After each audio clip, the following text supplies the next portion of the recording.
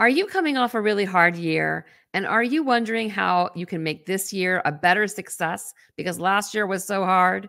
Then this episode of the Wildfire Faith podcast is for you.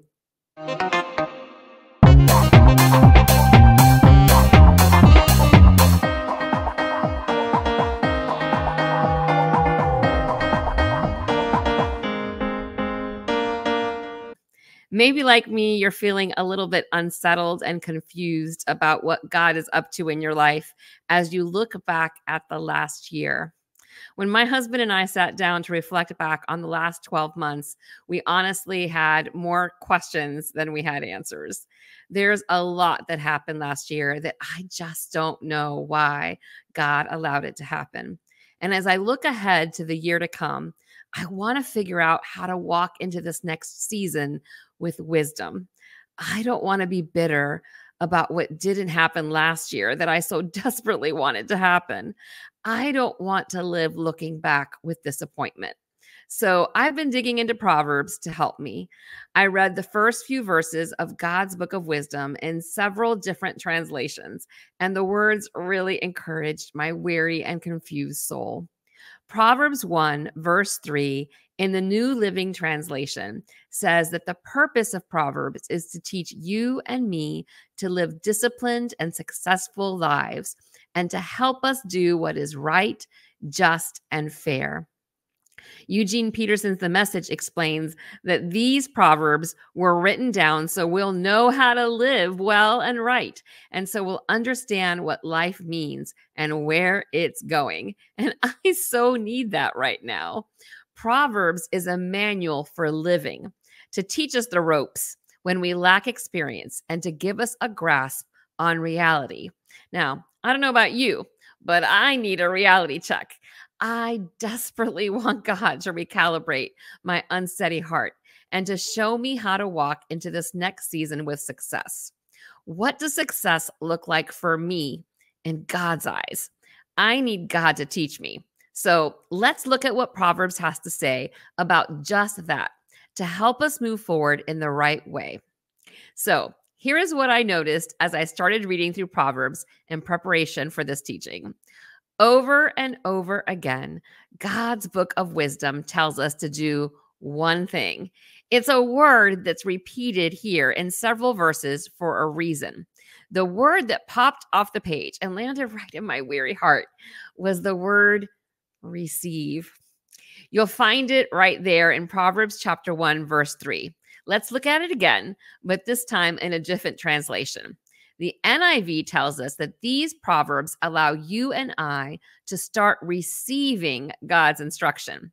Now, I looked up that word receiving in the original Hebrew and discovered that it implies several things. First, we must willingly accept what God has to say.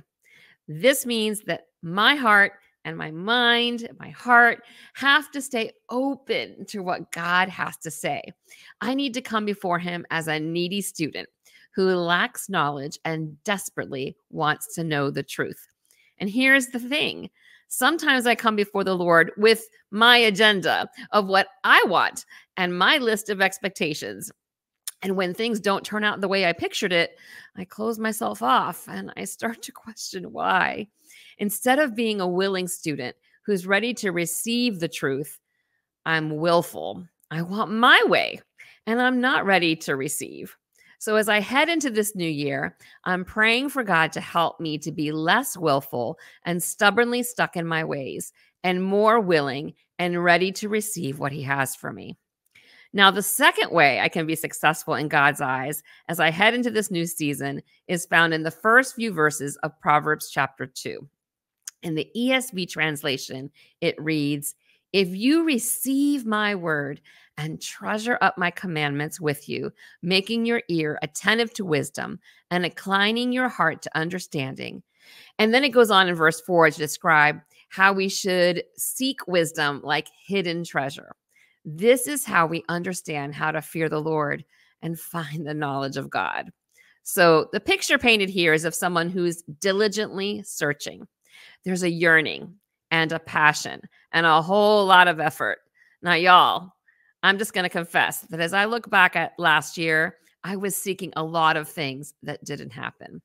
And what I hear God saying to me through these verses is that I need to take all the energy I was putting into pursuing those things, and I need to transfer that focus to just seeking after Him.